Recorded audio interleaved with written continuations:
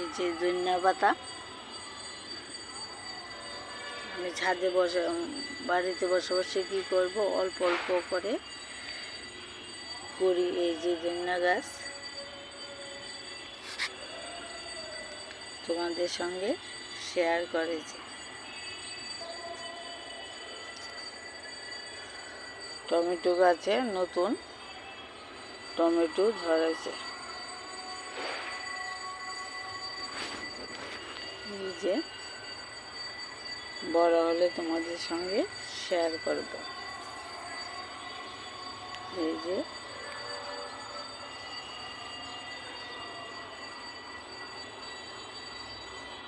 দেখেছ,